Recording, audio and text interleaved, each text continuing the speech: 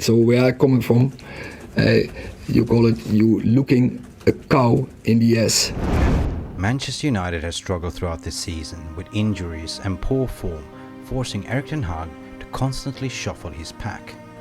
Manchester United had a lengthy period of takeover ownership uncertainty, with the Glazers going out to the market seeking strategical investors. With no structure, with no vision and 1 billion in debt, sure, they bought players and sacked managers and created that toxic split divide within a global fan base. It is arguable to say that Ten Hag have been suffering from the lack of support, but he knew that when he signed the contract, didn't he? Enter INEOS and Ratcliffe, who openly spoken and acknowledged that United had had top coaches and it's not Ten Hag or them previous coaches' faults. You see, in his debut season, Ten Hag demanded full control of recruitment due to the incompetence of John Murtaugh, Matt Judge, Darren Fletcher and Joe Glazer. That alone, in my opinion, is totally different levels how a football operation is supposed to be. If you look at City, Arsenal, Liverpool, they do operate with the best-in-class people on top. However, he did manage to get a tune out of the dressing room due to his non-bullshit discipline style that led him to fall out with stars like Ronaldo, Rashford, Sancho and many. As he saw the problems, he tried to get the culture right and get the ethic right from players who got used to do whatever they wanted. Some fans got furious how he treated their favorite players. He was hailed and praised as the one that could turn things around for United and play his Ajax style of play. But where did it go wrong? Was it the fallout with the player power that led to a lot of fans turned on him, especially when he said he's not here to play the Ajax way, he's here to play the United way, counter-attacking football. Why did he say so? I believe that he found out that the current squad has no footballing IQ to understand what he wants or have the ability to play the way he wants. And they have been coached for many years to play counter-attacking football. 18 months later, we are back at the same debate. Manager in, manager out, no style of play and player power. Did Ten Hag predict his own future, calling the players and the media out when he said this? So where I coming from, you call it you looking a cow in the ass. Then a cow in the ass. Yeah, cow in the ass. That's why. Oh, in the ass, sorry. Yeah. So we call it. I call it. We call it in my region from the Netherlands. Right. And that is easy. Whereabouts is that? That's easy. Yeah.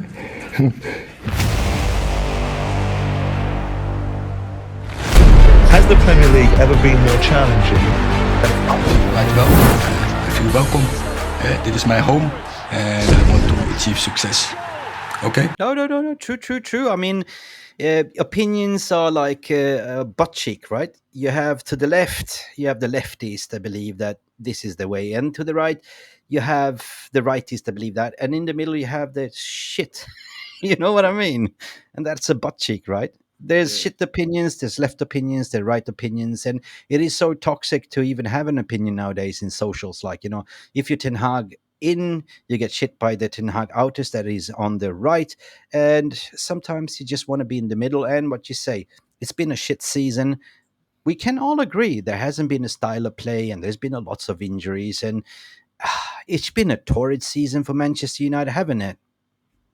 Yeah, it's been one of the tough ones. You know what I mean? It's been really difficult to stomach as a fan. Like, I mean, as much as I would like to criticize Eric Ten Hag for the fact that we don't have a definite style of play after 18 months, I still have to say, well, look, we are making excuses for De Zerbi not having his back four. We're making excuses for Ange for not having his back four and injuries. And, as a Manchester United fan, you would know firsthand that we had the most injuries of any Premier League club this season.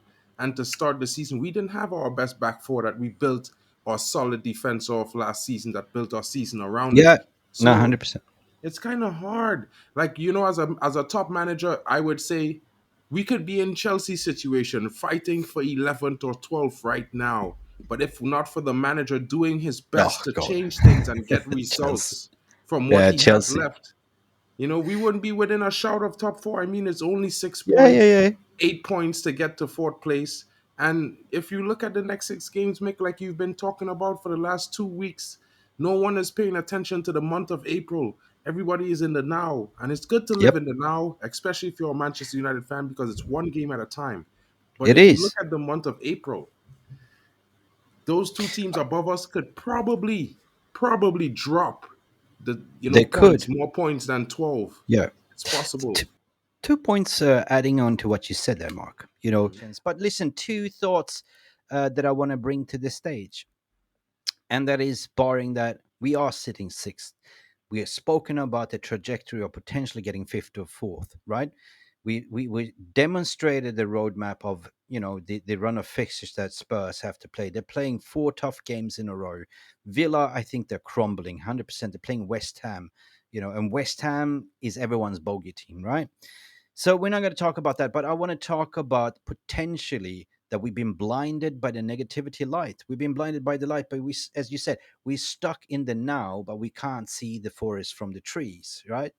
Because, or you can't see the mist, like you can't see the sunshine for the mist that's in front of you. And I feel that a lot of United fans are feeling this way because it's been negativity after negativity. Press are feeling doubling down on the Ten Hag stories, the takeovers, the scandals, everything. So I'm not going to talk about it because I want to bring this to the stage, Mark, that the Times did an article today to say that Ten Hag's job is pretty much in safety. Why? The factor is reported saying that the Ten Hag's favor in this to be, you know, in this manager position is due to the club refuses to pay over 14 million that's going to cost to fizz him out. Plus, you have to pay out the backroom stuff. So you're looking at 30 million probably, right? And this is money that the club don't have at the moment. It ain't matter at the moment what the report is saying as well, according to the Times, that Ineos has recognized that it's not his fault, basically. They believe that he can sort of manage the squad with the right kind of tools, that, he's been stranded, like, sink or swim, without any backup or without any competent staff above him. So nothing is going to happen until you get the Omar Barada in, until you get, the proper people that support him, right? So they most likely are going to keep him, right? And he's got 1 year left on his contract. So that's what it is. Otherwise, you're going to set yourself back 2 years, right? So Yeah. you can argue to the point regarding the style of play, because style of play, what is that? Well, the style of play is identification that you play with the full fit squad, and you haven't had that really full fit squad, right? But one might also argue, Mark, that Ten Hag is kind of he's known to want to play with the 13, 16 players maximum, right, and rotate them, and that's not sustainable. It's not really sustainable. But I mean, if you look at our squad, we have some young players coming in, and pretty sure they're very talented. I've been watching them all season, especially the ones who have been refit and readjusted to fit Ten Hag system. The youngsters who remain after the 26 players left last summer, they all left from the academy. Most people would not know that. So it's one thing where I would like to say that Ten Hag would like to probably change it and bring in some of the youth who can play his style of play and show more potential. But Yeah, at the same 100%. time, there's a lot to be done with the senior players that we have in the squad. And at the Yeah. same time, these young players have only been making this transition one season now into the style of play. They're not like Liverpool, who's had Klopp for 9 seasons and they've been learning that same style of play for Yeah. 9 years, or Yeah. like Man City. Yep. So let us go to the VR room. Big up for all of you. Welcome. I see you knocking on the door. You want to have your say. Let's bring you to the stage. Hello, who's there? Oh, this is VR room. Reggie is saying, ridiculous title again. We're ridiculous. It ain't us creating the news. We're just reporting on the news, Reggie. So hold your horses. How many times does the Dong have to say no, he's not interested in United? And that he will stay at Barcelona, his dream club. We got to talk about that further on. So hold your beer there. This is one of the stories that I want to discuss to you about as well. So park that, Red J, as well. We're going to address that in a minute. Yalman mean, but Murto was also in Madrid. Not sure if they visited only Real, but it also over Atletico. You wouldn't basically travel down to Spain with Matt Hargreaves if you don't have anything to offer or negotiate about, right, Mark? 100%. I feel So, like there's something to be negotiated. What that so is, we're not sure. Yeah, 100%. And that's why we are truth seekers here, like Truth Seeker himself here. INEOS are blaggers. I don't trust Ratcliffe or INEOS. Everyone has a reason to be suspicious. It's been a lot of smoke, but where's the fire? We've been linked to, Dan Ashworth. Edwards is now going back to Liverpool. Even Julian Ward, I think, might return back to Liverpool. But Edwards is going back to Liverpool, that I saw today. Ashworth, reports are still ongoing that they are trying to figure out what is the compensation packet to release the ransom fee earlier. Dougie Freeman was, hinged as a potential head of recruitment, but none of them are in place, and that's why Ten Hag's job is kind of safe at the moment. But still, the transfer market, guys, just to let you know, this starts already. The planning starts already in January, right, for the summer. So there is already identified targets that they want to get across early, and we're going to talk about which ones are they further down the video.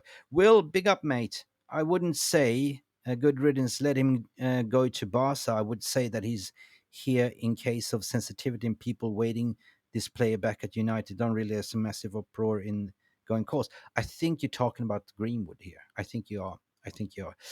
So big up Sanjay as well. Good afternoon to you. Stephanie Griffith is here. Big up 5 likes. Let those likes fly, please. Please give us the likes. 100% give us the likes. That's what we live for. 100%. You know what? Neil Driscoll, afternoon. Everyone is in the house. Alan as well. Let's continue. De Jong will come if he shoots his wife first.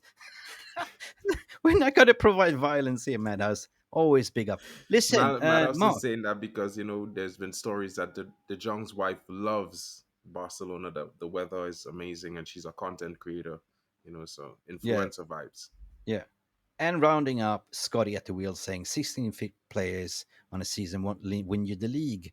We would be lucky to make top 4.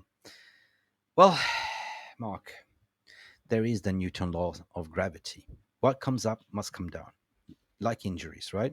We had our fair share of injuries the whole season, right? Now injuries are creeping up on Liverpool. The only thing that is fully fit, I think it's City, but City's been cheated, right, to get to the point where they are. They have a bench that could walk into any Premier League top 6 side, and that is cheating to me, man.